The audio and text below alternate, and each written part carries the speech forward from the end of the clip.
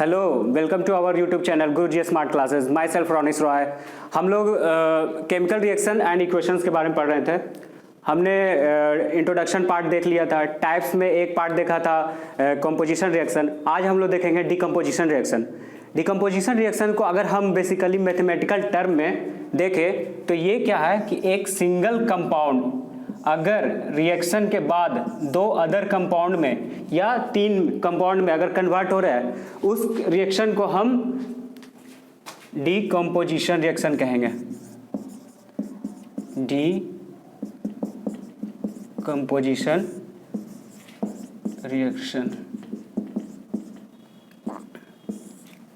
तो decomposition reaction एक ऐसा रिएक्शन है जिसमें कि एक सिंगल कंपाउंड किसी कैटलिस्ट का यूज करके हम उसको दो पार्ट में तोड़ते हैं। जैसे कि यहाँ पे मान लो हमारे पास एक है कैल्शियम कार्बोनेट, इसको मैंने हीट दिया, ये कन्वर्ट हो गया कैल्शियम ऑक्साइड प्लस CO2 में।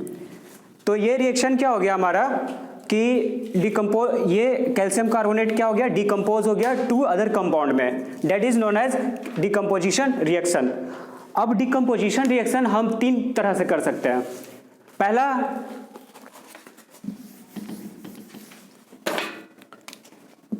इसको बेसिकली हम तीन तरह से डिकम्पोजिशन कर सकते हैं, यानी तोड़ सकते हैं कंपाउंड को।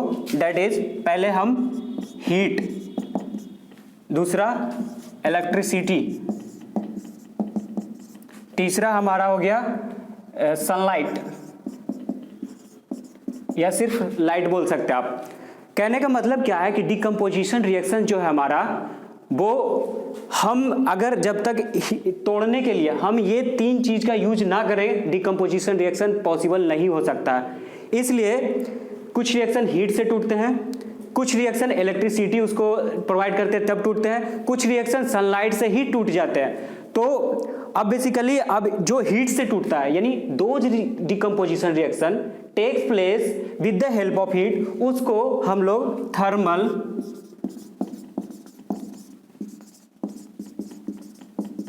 डिकम्पोजिशन रिएक्शंस कहेंगे। ठीक है, हीट से हो रहा है तो थर्मल डिकम्पोजिशन रिएक्शन, इलेक्ट्रिसिटी से हो रहा होगा उसको इलेक्ट्रोलाइसिस कहेंगे। ठीक है, अगर लाइट और सनलाइट से हो रहा है तो उसको हम कहेंगे फोटो केमिकल डिकम्पोजिशन रिएक्शन। तो बेसिकली अगर डिकम्पोजिशन रिएक्शन हमें करवाना है, हम ये तीन चीज के मदद से उसको तोड़ सकते हैं। पहला, हीट को हम थर्मल डिकम्पोजिशन रिएक्शन कहेंगे, इलेक्ट्रिसिटी को इलेक्ट्रोलाइसिस कहेंगे, और सनलाइट को हम फोटो केमिकल डिकम्पोजिशन रिएक्शन कहेंगे। तो बारी बारी से हम पहले हीट के कुछ रिएक्शंस पढ़ते हैं कि जिसको हम हीट से कैसे तोड़ते हैं।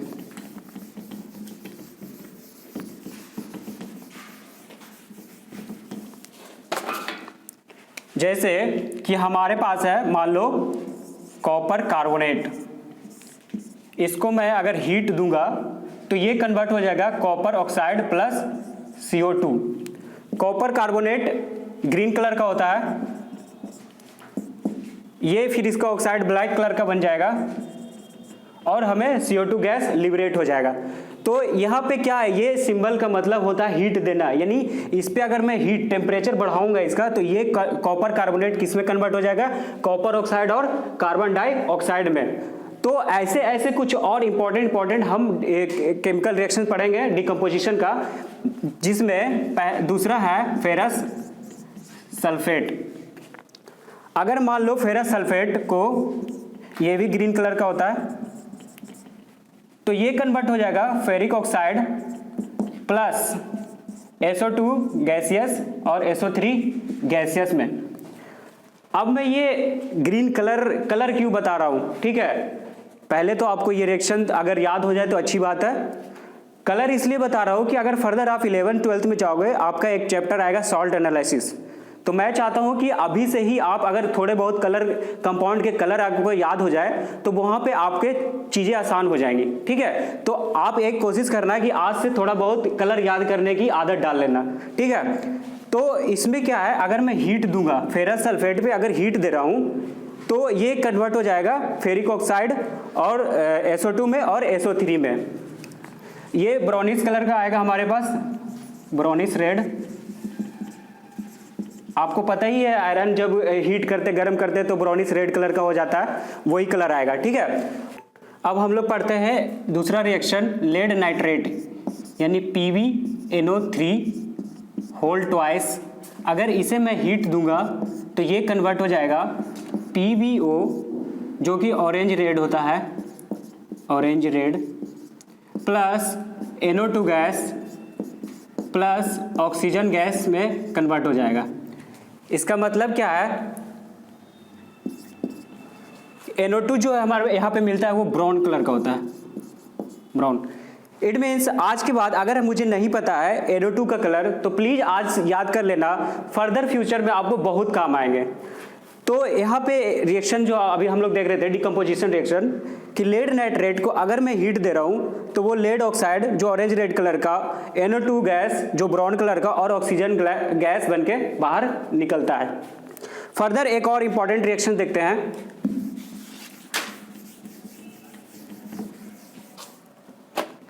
डेट इज पोटेशियम परमैंगनेट को अगर हीट दे रहा हूं तो ये कन्वर्ट हो जाएगा पोटेशियम मैग्नेट में और मैग्नीज ऑक्साइड में प्लस ऑक्सीजन गैस में। ये पर्पल कलर का होता है और ये हमें ग्रीन कलर का मिलेगा और ये ब्लैक कलर का। तो बताने का मकसद ये था कि आप धीरे धीरे ये जो कंपाउंड है इनके कलर याद कर लो, फ्यूचर में बहुत काम आएंगे, ऑब्वियसली काम आएंगे सॉल्ट एनालिसिस में। तो इस तरह से अभी हमने देखा कि थर्मल डिकम्पोजिशन रिएक्शन कैसे होता है।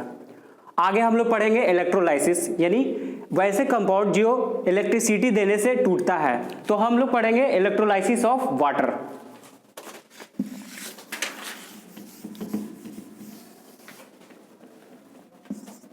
Electrolysis of water.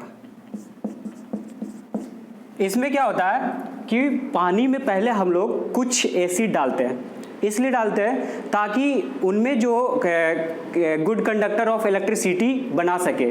उस सॉल्यूशन को हम इलेक्ट्रिसिटी से अच्छा रिएक्ट होने के लिए एसिडिफाई करते हैं, ठीक है। तो पानी को जब हम इलेक्ट्रिसिटी यानी यहाँ पे इलेक्ट्रिसिटी दूंगा तो ये टूट जाएगा हमारे पास हाइड्रोजन गैस और ऑक्सीजन गैस में। बैलेंसिंग आप लोग कर लेना, आपके लिए एक टास्क होगा, रिएक्शन मैं दे रहा हूँ, आप लोग साथ साथ बैलेंसिंग करते जाना ताकि आपका बैलेंसिंग का पार्ट जो हो और मजबूत हो जाए, ठीक है। तो बेसिकली क्या होता है कि एक हमारे पास बीकर होता है, उसमें एक एनोड होता है, एक कैथोड होता है, एनोड, और इस वाले पोर्शन को हम कैथोड बोलते हैं। इसको हम बैटरी से कनेक्ट कर देते हैं।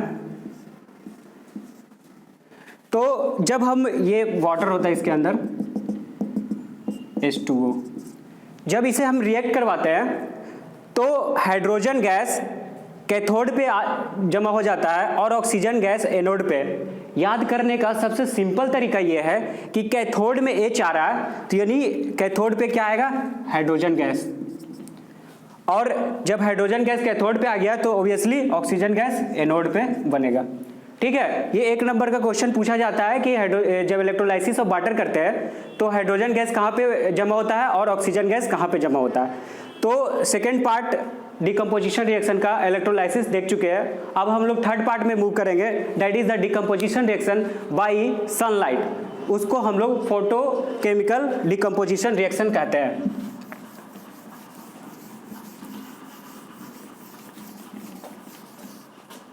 That is sunlight. इसमें बेसिकली क्या होता है कि एक हम चाइना डिश लेते हैं, उसमें हम सिल्वर क्लोराइड या सिल्वर ब्रोमाइड या सिल्वर आयोडाइड ले लेते हैं।